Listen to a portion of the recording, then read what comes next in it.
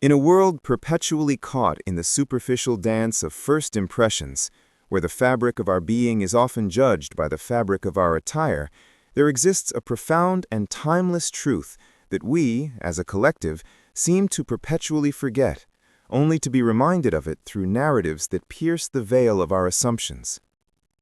We live in an era where the digital avatar often dictates perception, where curated images and fleeting glimpses form the bedrock of judgment, much as a worn cloak or a threadbare tunic once did. Yet beneath this often blinding surface, the true essence of humanity, the profound depth of wisdom, and the transformative power of authentic expression continue to reside, waiting for the opportune moment to manifest, to dismantle our preconceptions, and to illuminate the path toward a more discerning and empathetic understanding. Consider, if you will, the bustling marketplace of a bygone era, or perhaps the hallowed halls of a modern-day conference, the opulent setting of a grand banquet, or even the digital forum where identities are constructed and deconstructed with dizzying speed. In any of these arenas, the initial glance often serves as the silent arbiter, the swift, unspoken verdict that determines one's place, one's worth, one's very right to be heard. It is a fundamental human trait, this quick categorization, born perhaps of an ancient need for rapid assessment, for immediate differentiation between friend and foe, threat and safety. But what began as a survival mechanism has, over millennia, morphed into a societal flaw, a pervasive tendency to conflate appearance with essence, presentation with profundity, and material wealth with intellectual or moral richness. Our story, or rather the profound lesson we are about to unravel, begins with a figure who embodies this very challenge to our ingrained biases. Imagine, if you will, a man. He is not striking in his appearance, not in the way society often defines it. His clothes, perhaps, are simple, unadorned, suggesting a life lived without excess, perhaps even bordering on scarcity.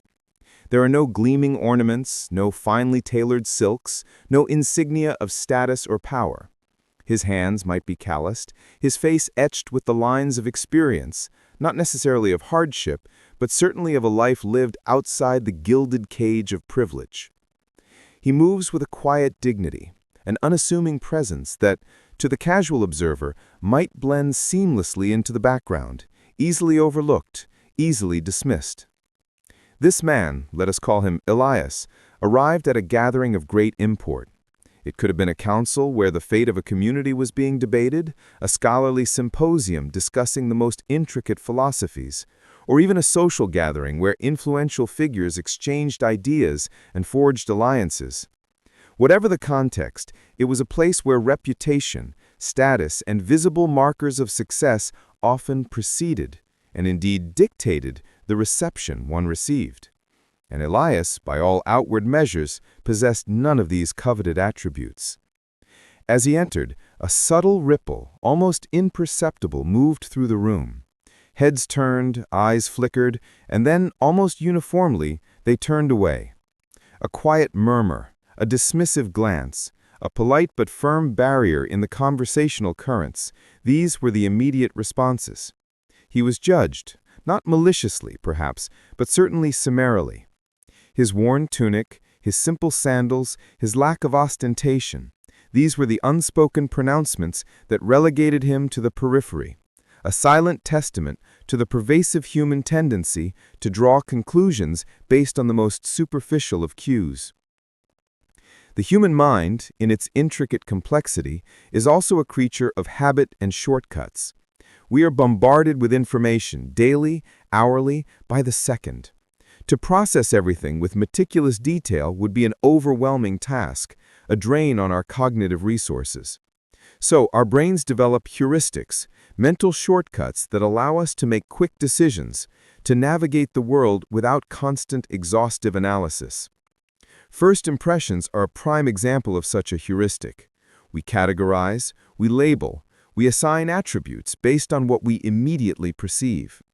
And in many societies, across cultures and epochs, clothing has served as a primary, almost universal signifier of social standing, wealth, profession, and even character. A person dressed in rags was often by simple association assumed to be poor, not just in material possessions, but perhaps also in intellect, influence, or moral fiber. A person adorned in finery was granted an immediate presumption of authority, wisdom, and importance. This is the very foundation of the halo effect, and its inverse, where one prominent positive or negative trait colors our entire perception of an individual. Elias in this setting was the embodiment of the inverse halo. His perceived lack of material standing cast a shadow over any potential positive attributes he might possess. He was offered the least prominent seat, if any at all. His attempt to engage in conversation might have been met with polite but swift redirection, or worse, outright indifference. The conversations continued around him, vibrant and animated, but he remained an outsider, an observer, his presence acknowledged only as a backdrop to the more important people in the room. This experience, though common, is a profound lesson in humility, both for the one who judges and the one who is judged. For the one who judges, it highlights the arrogance of assumption. For the one who is judged, it tests the fortitude of their inner self-worth, their ability to remain unswayed by external validation or condemnation. But here is where the narrative takes its inevitable, profound turn. The gathering, whatever its purpose, reached a critical juncture. A complex problem arose, a thorny issue that baffled even the most esteemed minds present. Perhaps it was a diplomatic impasse that threatened war, a philosophical riddle that stumped the greatest scholars, or a moral dilemma that divided the community. The room buzzed with theories, arguments, and proposed solutions, each delivered with varying degrees of confidence. But none seemed to truly grasp the heart of the matter. None offered a path forward that satisfied all. The air grew thick with frustration, with the weight of unresolved tension. Voices rose and fell, punctuated by the rustle of robes and the clinking of goblets. Yet clarity remained elusive. It was in this moment of collective bewilderment, this impasse of intellect and opinion, that Elias, the man whose clothes had silently judged him, spoke. His voice, when it first emerged, was not booming or commanding. It was perhaps quiet, calm, measured. It might have cut through the cacophony not with force, but with a sudden, unexpected resonance, a clarity that compelled attention. A few heads turned, then more. There might have been initial irritation, a collective thought of, who is this man to speak? But then the words themselves began their work. He didn't grandstand, he didn't boast, he didn't attempt to assert dominance. Instead, his words were like a finely honed blade, cutting through the tangled knots of argument and speculation. He articulated the problem with a precision that had hitherto been absent. He dissected its nuances, revealed its hidden layers, and illuminated the underlying principles that governed it. His analysis wasn't just logical, it was infused with a deep understanding of human nature, a profound empathy for the various perspectives involved, and an almost prescient insight into the potential consequences of each proposed path. He spoke not just of facts, but of wisdom. He spoke not just of solutions, but of the moral compass required to navigate them. He spoke of interconnectedness, of long-term implications, of the subtle interplay between individual actions and collective destiny. And as his words flowed, a profound silence descended upon the room. The murmurs ceased, the restless shuffling subsided. Every eye was now fixed upon him, not because of his clothes, but because of the sheer, undeniable power of his intellect and the luminous clarity of his thought. The transformation in the room was palpable, almost dizzying in its speed and intensity.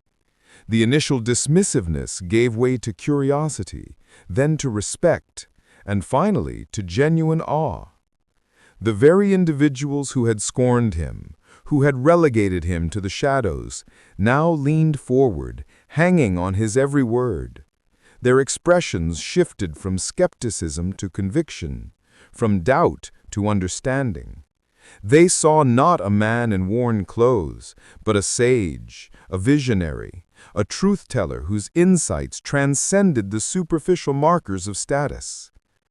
And when he finished, having laid bare the truth and offered a path forward that was both elegant and profoundly practical, the silence that followed was not one of confusion, but of profound contemplation. Then slowly at first, and then with a burgeoning enthusiasm, a new wave of conversation erupted. But this time it was centered entirely around his words, his insights, his proposed solution. The poor man had not merely spoken, he had transformed the very fabric of the gathering. His words had changed everything. This pivotal moment, though seemingly a simple narrative, is pregnant with profound life lessons, each one a beacon guiding us away from the treacherous shoals of superficial judgment and towards the deep waters of true understanding. Let us dissect these lessons, for they are not mere philosophical abstractions, but practical tools for navigating the complexities of our own lives and interactions. The first, and perhaps most obvious lesson, is the imperative to look beyond the surface. We are constantly reminded of this adage, "Don't judge a book by its cover," yet we consistently fail to heed its wisdom.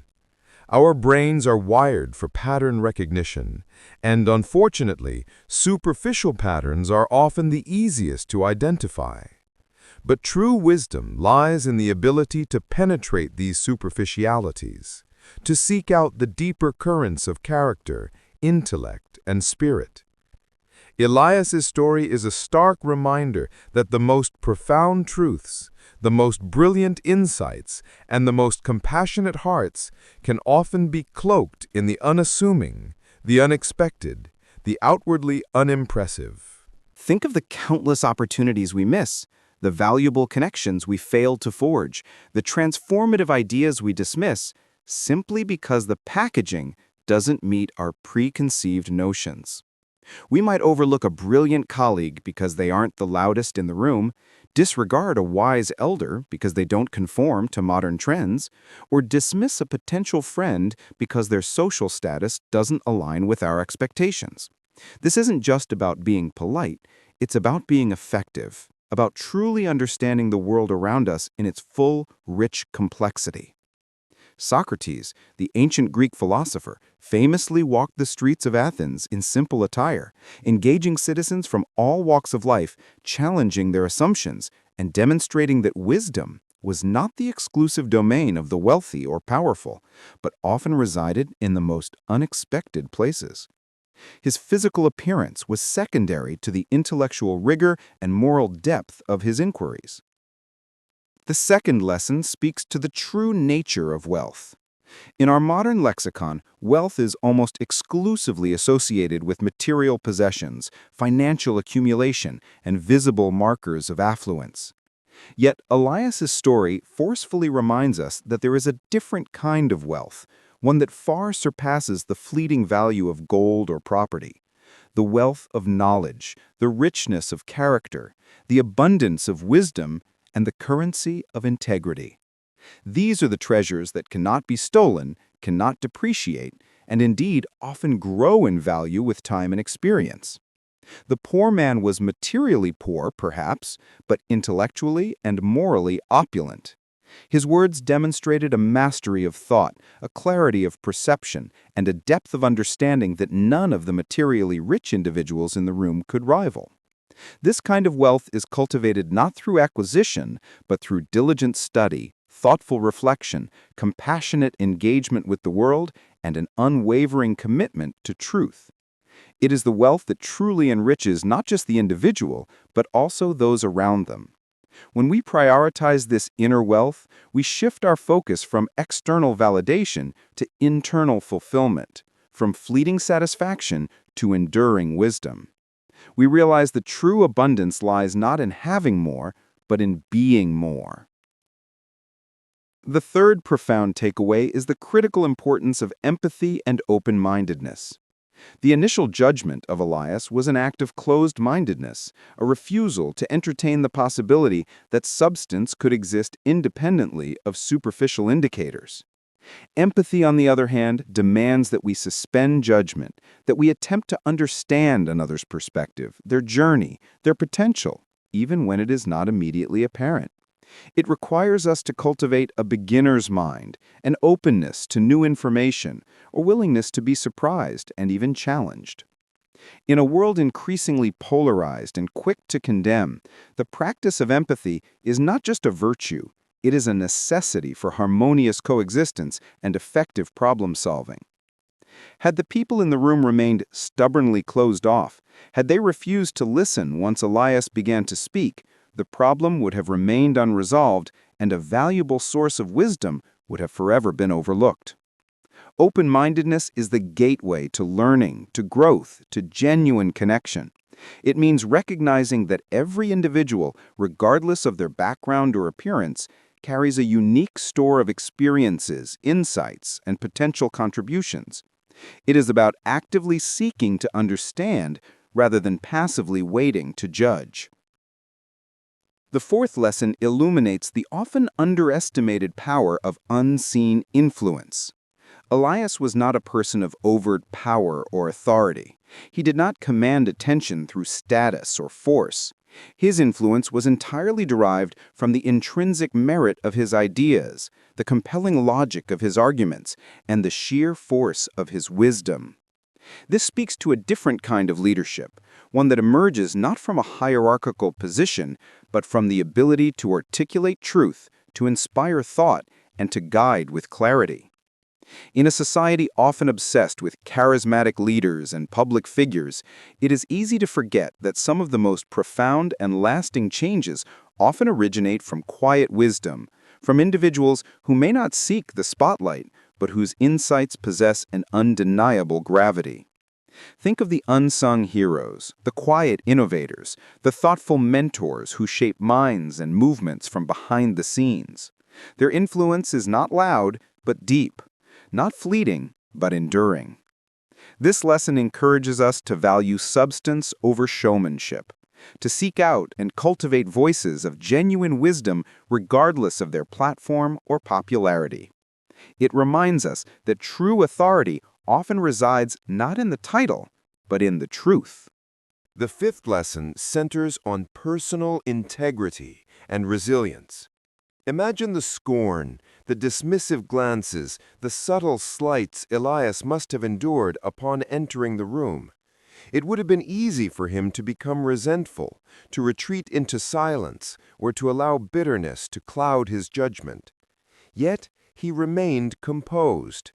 He did not lash out or demand respect. He simply waited for the appropriate moment and delivered his truth with clarity and conviction.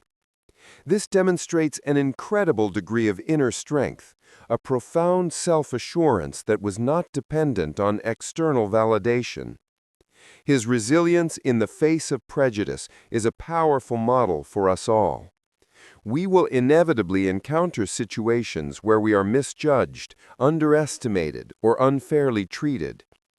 In such moments, the temptation to react with anger or despair is strong. But Elias's example shows us that true strength lies in maintaining our integrity, in trusting in the value of our own contributions, and in allowing the quality of our character and the depth of our insights to speak for themselves.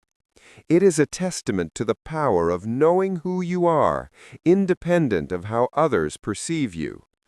This inner fortitude allows us to rise above the superficiality of external judgments and to remain steadfast in our purpose. The sixth and last lesson from this powerful narrative encourages us to redefine success. If success is merely measured by material accumulation, social status, or public accolades, then Elias, in his humble attire, would have been deemed unsuccessful. Yet in that pivotal moment, he achieved a success far greater than any of those metrics. He brought clarity where there was confusion, unity where there was division, and wisdom where there was ignorance. He solved a problem that eluded others, and in doing so earned a respect that was genuine and enduring, not bought or bestowed. This prompts us to question our own definitions of success. Are we chasing external markers that may ultimately prove hollow? Or are we striving for a deeper, more meaningful form of achievement? True success, as exemplified by Elias, lies in the positive impact we have on the world, in the wisdom we cultivate, in the integrity we uphold, and in the growth we foster within ourselves and others. It is a success measured not by what we acquire, but by who we become, and by the difference we make.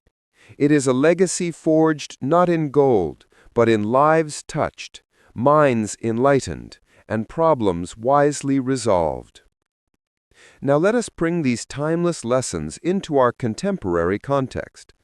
How does the story of the poor man, judged by his clothes, resonate in our modern world? More than ever, perhaps. We live in an age of hyper-visibility, where our clothes are often our digital profiles, our social media feeds, our carefully curated online personas. We present a version of ourselves, often polished and perfected, and we in turn judge others based on their digital attire. The number of followers, the aesthetic quality of an Instagram grid, the eloquence of a tweet, the perceived success reflected in LinkedIn profiles, these have become the new sartorial markers, the new clothes by which we are all judged.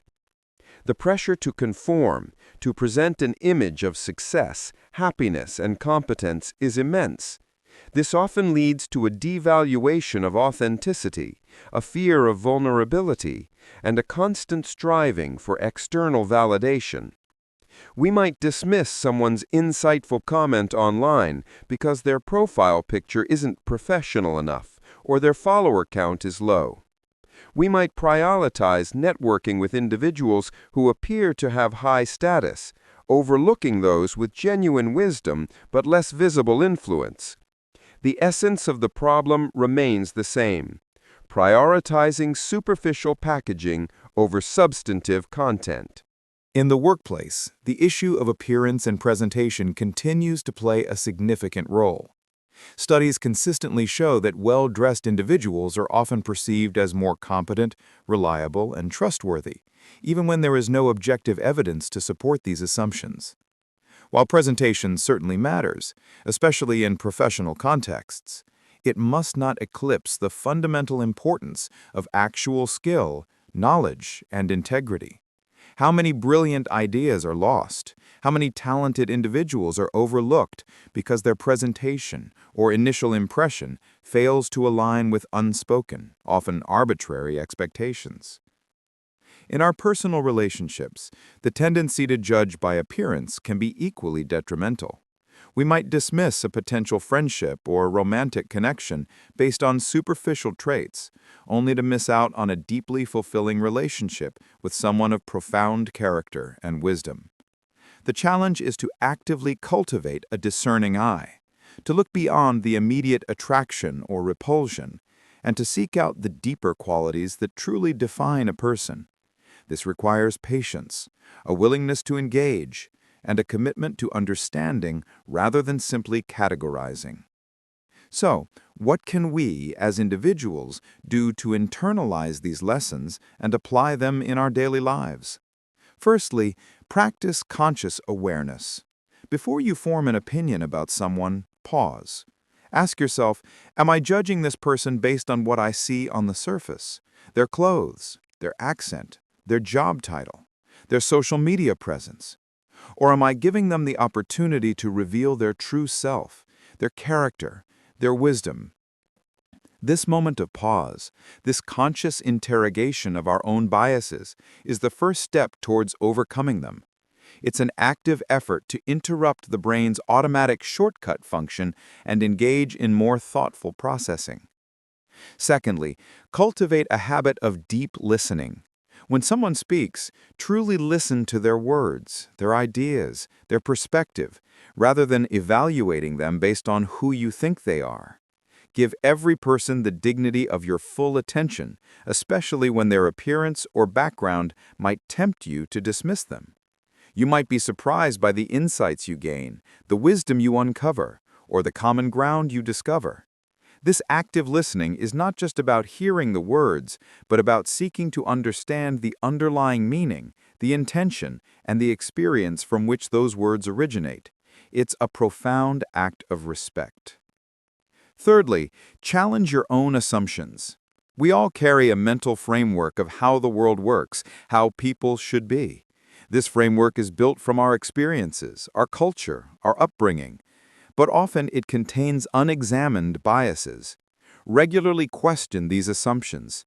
When you encounter someone who doesn't fit your mold, instead of dismissing them, ask yourself, what can I learn from this person?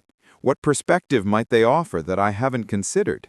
This intellectual humility is crucial for personal growth and for expanding our understanding of the diverse tapestry of humanity. Fourthly, strive to cultivate your own inner wealth. Invest in your knowledge, your character, your empathy. Read widely, engage in critical thinking, seek out diverse perspectives, and reflect deeply on your experiences. The more you develop your inner self, the more you will understand the true meaning of value, and the less swayed you will be by superficial external markers, both in yourself and in others. This self-cultivation is an ongoing journey, a commitment to lifelong learning and personal refinement. It's about building a robust internal foundation that can withstand the winds of external judgment and superficiality. Finally, be an advocate for substance over superficiality in your own spheres of influence. In conversations, at work, in your community, gently challenge instances where people are being judged unfairly based on appearance or status. Highlight the value of genuine contributions, profound insights, and strong character. By doing so, you contribute to a culture that values the true essence of individuals rather than their outward presentation. This doesn't mean ignoring presentation entirely, but rather ensuring that it remains secondary to the core qualities that truly matter. It's about shifting the collective gaze from the fleeting to the enduring. The story of the poor man whose words changed everything is not just a quaint parable from a distant past. It is a living, breathing lesson that resonates with profound urgency in our hyper-connected, yet often superficially judged world. It is a testament to the enduring power of truth, wisdom, and character, and a poignant reminder that the most valuable treasures are often hidden beneath the most unassuming exteriors. It challenges us to look deeper, to listen more intently, to open our minds and hearts to the vast spectrum of human experience and potential. It calls us to dismantle our ingrained biases, to question our automatic judgments, and to seek out the profound substance that lies beneath the superficial veneer of appearance. The world is filled with countless poor men and poor women, not necessarily in material wealth, but in the sense that their true value, their profound wisdom, their unique contributions are often obscured by the clothes they wear, be it their background, their quiet demeanor, their perceived lack of status, or even their digital footprint. Our task, if we choose to accept it, is to learn to see beyond these coverings, to listen for the wisdom, and to recognize the inherent worth in every individual, regardless of how they are initially presented. For when we do, we not only empower those who have been overlooked, but we also enrich our own lives, broaden our own understanding, and contribute to a more just, empathetic, and truly wise world. The transformation that occurred in that room, driven by the poor man's words, is a microcosm of the transformation that is possible within each of us, and within our societies if only we dare to look past the obvious and search for the profound. It is a journey from judgment to discernment, from superficiality to substance, from ignorance to enlightenment. And it is a journey worth embarking upon, for the rewards are immeasurable. If this reflection resonated with you, if it sparked a new thought or affirmed an old truth, please consider sharing your insights in the comments below, giving this video a like, and subscribing to the channel for more explorations into life's profound lessons. Your engagement helps these conversations reach more people who might benefit from them. Thank you for listening.